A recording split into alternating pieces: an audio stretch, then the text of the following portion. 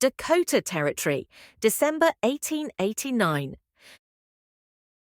The train hissed like a wounded beast, coughing steam into the frozen sky as it shuddered to a stop at the edge of the world. Or what Amanda Lennox was beginning to suspect was something close to it. Elk Ridge, population unknown, looked more like a windblown patch of God's punishment than a town. 2 streets, a crooked church steeple, and a single saloon that leaned like it had lost the will to stand. Snow coated everything in sight, thick and unrelenting. The wind didn't howl so much as sneer. Amanda stepped down from the railcar, her boots sinking into the packed snow. Her travelling coat, smart and sensible when she'd left St. Paul, was now stiff with cold. She clutched her carpet bag in one hand and the letter of appointment in the other. A portly man in a sheepskin coat approached, wheezing into a red scarf. "You the schoolteacher?" I am. Amanda Lennox. He squinted. "Right. Well, there's been a change. She didn't like the sound of that. The Holmans, family that was supposed to put you up, house burned last week. They moved to Sioux Falls. Real sorry about that." Amanda blinked. What am I supposed to do?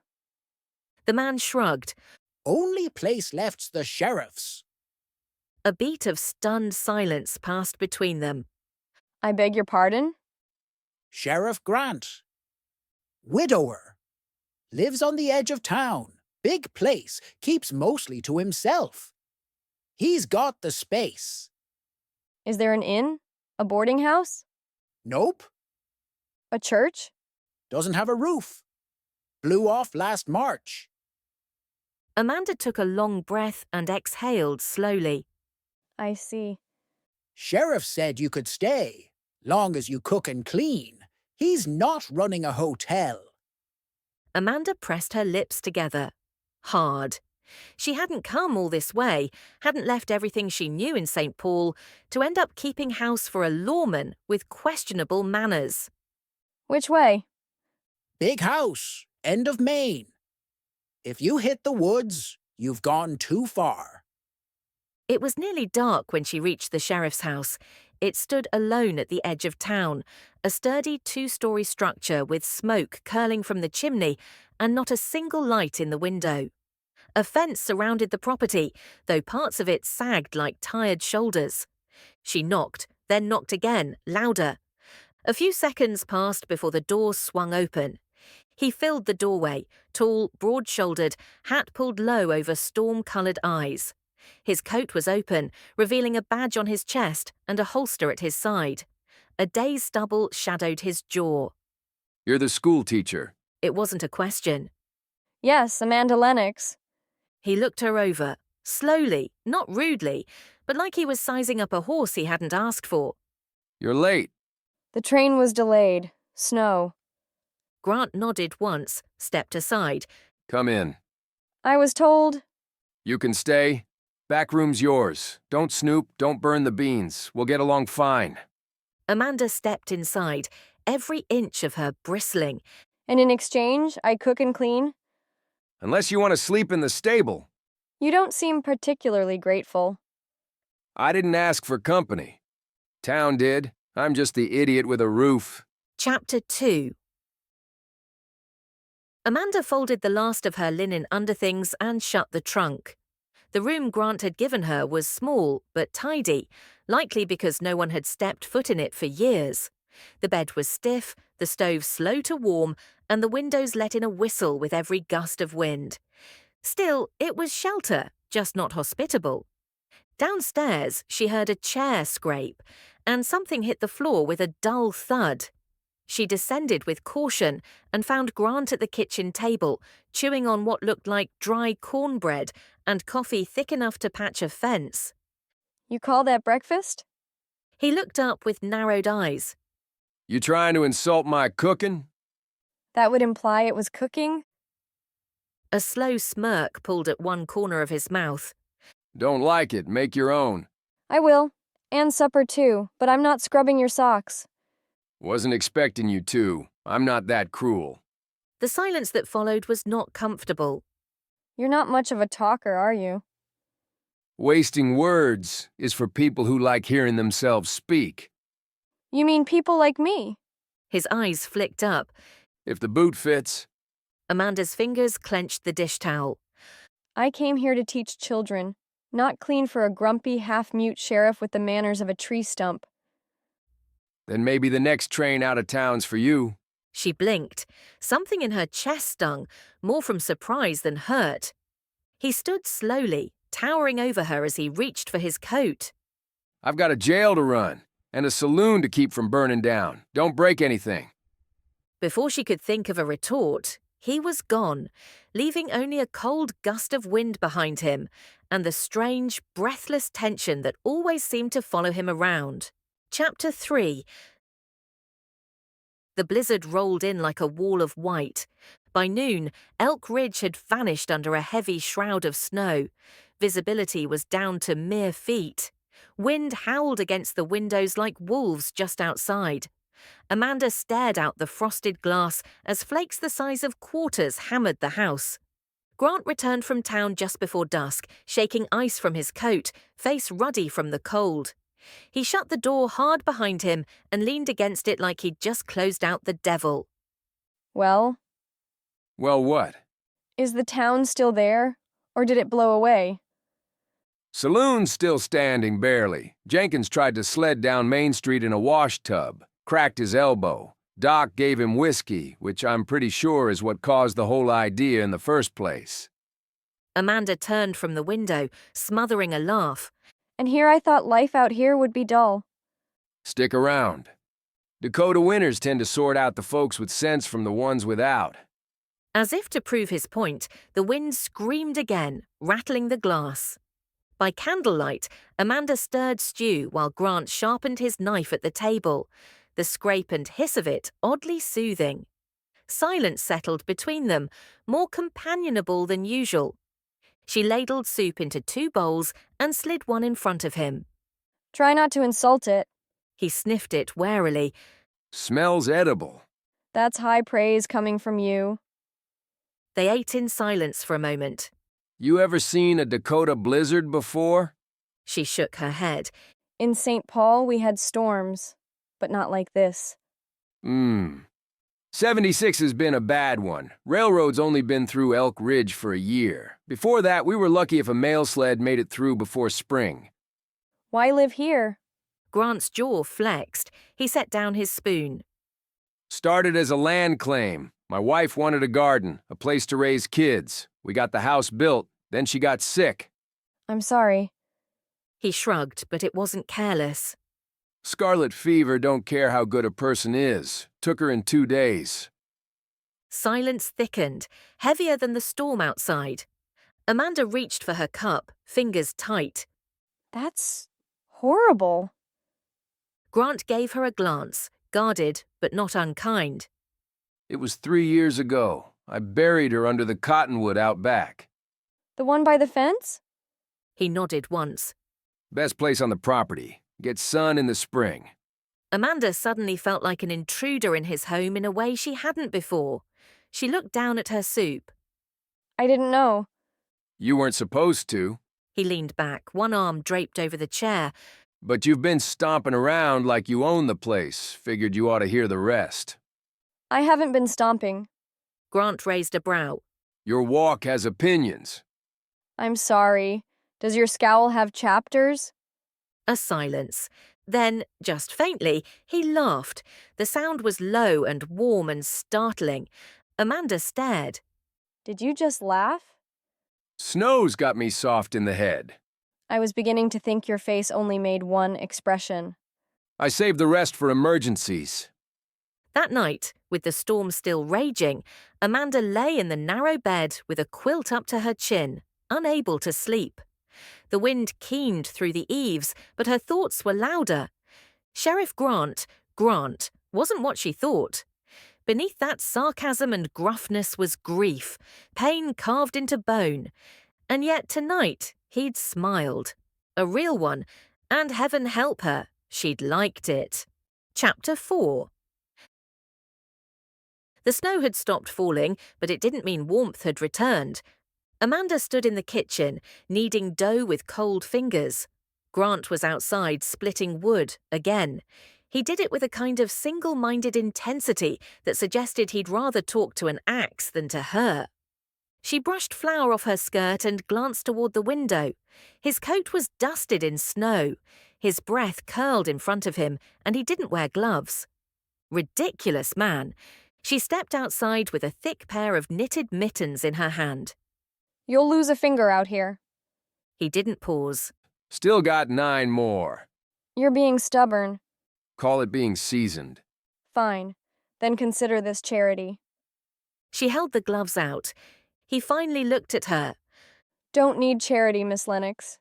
It's not charity. It's common sense.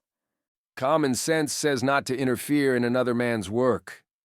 And basic decency says not to bite the hand that brings you bread. Grant dropped the axe into the stump and wiped snow from his brow. You've been here 3 weeks, and you're already trying to run the house. I'm trying to keep you from getting frostbite, you insufferable mule. He stepped closer, breath visible in the icy air. You don't know me. Number I don't, but I know pain when I see it, and I know when someone's using work as a wall. Something flickered in his eyes, a flash of old grief or guilt, quick as a heartbeat, gone just as fast. That's so? And what walls are you hiding behind, teacher? Amanda's breath caught. I think you like it here. You pretend you're counting the days until the boarding house gets rebuilt, but you've stopped asking about it. She took a step back. That's not true. Isn't it? You cook, you sweep, you talk to me like you belong. Because I have nowhere else to go. She snapped. Not because I want to. A pause. Then she added more softly, And you're not as alone as you pretend to be. You let me stay. You could have turned me out. Grant looked at her, jaw clenched, the silence between them brittle with unsaid things. I let you stay, because the storm was coming. Amanda folded her arms. And now? He hesitated. Now I don't know what I'd do if you left. The wind howled through the trees like an answer. That night, neither of them slept well. Amanda lay in bed, awake long past the fire's dying light. Grant's words rang in her ears. Now I don't know what I'd do if you left. She didn't know what she'd do either. Chapter 5. Amanda was rinsing linens in the icy wash basin when the knock came at the door. Grant answered it with his usual gruffness, but his voice shifted the moment he saw who stood outside. A tall man with a fine wool coat and slick city boots tipped his hat politely. Good morning. I'm looking for Miss Amanda Lennox. I was told she's staying here. Amanda stepped into the hallway, wiping her hands on her apron. Mr. Barrett? Her voice caught in surprise. What on earth? St. Paul's School Board sent me, he said with a smile. The mayor mentioned your unfortunate housing situation in Elk Ridge. I've come to escort you to Bismarck. We've a proper teaching post there for you. Warm lodging. Better pay. Grant stiffened. But I thought all positions were filled. They were. One just opened. It's yours if you want it. You can leave on the noon train tomorrow. She glanced at Grant, whose expression was unreadable. The shadows under his eyes looked darker. He didn't say a word. Thank you. I'll think on it. That night, the cabin was quiet, the kind of quiet that clung to the walls. Amanda stirred stew while Grant sat by the fire, staring into the flames. Are you not going to say anything? She finally asked. He didn't look at her. Why would I? Because I might leave tomorrow. His shoulders tensed. It's not my place. She set the spoon down a little too hard. That's a coward's answer, Grant. Better a coward than someone who'd ask you to stay when I've got nothing to offer. Amanda moved to the hearth, anger and sadness fighting in her chest. You think I care about salary or new dresses or a bigger town? You should. I care about people, She said, voice trembling. about this town, about you, and you've made it damn hard to care about you. He stood then, not rushing, but rising with the heaviness of something unsaid for too long. I don't know how to be what you deserve. I never asked for perfect. Just honest. His hand reached up as if to touch her, but stopped short. I want you to stay, but I don't have the right to ask. You don't. But maybe I needed to hear it anyway. Morning came fast. The train whistle echoed in the valley like a goodbye. Amanda stood at the edge of the station platform, suitcase at her feet, gloves pulled tight. Grant stood a few paces behind. Neither said a word. When the train arrived, Mr. Barrett tipped his hat again. Well, Miss Lennox? Amanda looked at the train, then at Grant. His jaw was set, hands at his sides, eyes fixed on the snow-covered tracks. She thought of warm fires, bitter coffee, cold hands that built her a firewood pile without complaint. A man who didn't smile easy, but looked at her like she was the only thing that mattered when he did. No, I'm not going. Pardon? Amanda turned back toward Grant and didn't look back. Grant was still standing there when she reached him. I missed the train. You did. Don't make me regret it. He reached out this time, no hesitation, fingers laced with hers, rough and real. You won't. Chapter 6. Snow fell again that night, blanketing Elk Ridge in silence. Amanda was back in the kitchen, sleeves rolled, cheeks flushed from the cold, and something warmer underneath. She didn't mention the train again, neither did he. Grant came in from his rounds just after supper, dusting snow off his coat and setting his rifle by the door. She met him with a steaming bowl of stew and a small smile. You know, I nearly regretted staying today. He raised a brow, slipping out of his coat. Is that so? The stove jammed. I burned the biscuits. And the school sent word. 3 of my students are down with influenza. He chuckled under his breath. Sounds about right. She shook her head. Then I remembered you ate all the burned biscuits and didn't say a word. I was raised better than to complain about free food. He smirked. But I'll admit, it took effort. She laughed. The real kind, not the polite sort she gave strangers. Her hair had loosened from its pins, and her apron still bore a dusting of flour. You're impossible. And yet, here you are. They stood in the kitchen, the warmth of the fire curling around their edges. His eyes found hers and lingered longer than usual. You really weren't going to stop me at the station? His smile faded. I wanted to. Every bone in my body wanted to. But I figured, if I was enough, you'd know. Amanda stepped closer. I did know. I just needed to hear it. A breath passed between them, like something old and unsaid finally falling away. Her hand brushed his, light, tentative, and he didn't move away. Instead, he stepped into her space, close enough to see the amber flecks in her eyes, close enough to smell the faint citrus from her soap. I've been thinking about this for weeks. He murmured. She tilted her chin. Then stop thinking. Grant kissed her like a man starved, not rough, not rushed, but reverent. His hands came to her waist, hers to his chest, and the cold of the Dakota winter melted away as mouths met and breath tangled. The kiss deepened with the weight of everything they hadn't said, all the longing, the resistance, the reluctant hope. When they finally parted, Amanda's voice was barely a whisper. You kiss like a lawman who knows he's breaking rules. I am. Grant said, brushing his thumb against her cheek. And I'd do it again. Chapter 7. The fever came suddenly. One morning Amanda woke with a chill she couldn't shake. Her fingers trembled as she tried to button her blouse, and she collapsed before she reached the stove. Grant found her curled on the rug, sweat beading her brow, breath shallow. Amanda! He knelt, lifting her in his arms like she weighed no more than a breath. Her skin burned against his chest. Hellfire! He carried her to the bed, tucking blankets around her, then lit the stove to its highest flame.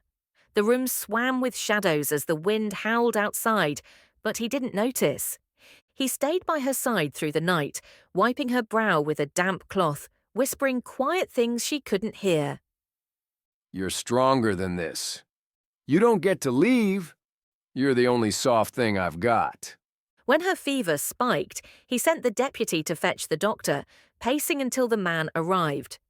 Doc Harding examined her with quiet concern, muttering about overwork, exposure, the relentless cold. She'll pull through. But she needs rest, real rest, and someone to see she takes it. I'll do it. Grant said. No hesitation. The doctor gave him a knowing look. I figured you would. Amanda woke 3 days later, weak but alive. Grant had fallen asleep in the chair by her bed, one hand still loosely wrapped around hers. She blinked at him, voice hoarse. You stayed. He stirred, eyes opening groggily, then sharpened with relief. Thank God. I must look awful. You always look like trouble. He said, smiling, eyes suspiciously wet. And I've never been more glad to see it. She squeezed his hand weakly. Did you miss me? He leaned forward, pressing a kiss to her forehead. Careful, reverent. Like hell, He said quietly. By spring, the snow had melted. Amanda's strength returned.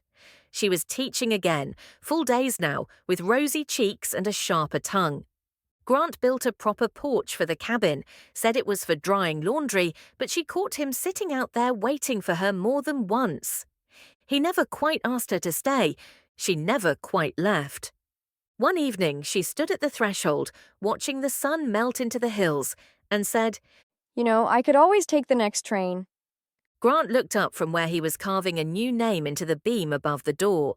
A. Lennox Walker, schoolteacher. His ears turned red. you'd have to leave in the dead of night. He said, setting down the knife. And even then, I'd find you. She walked to him, wrapped her arms around his waist, and laid her head on his chest. I know.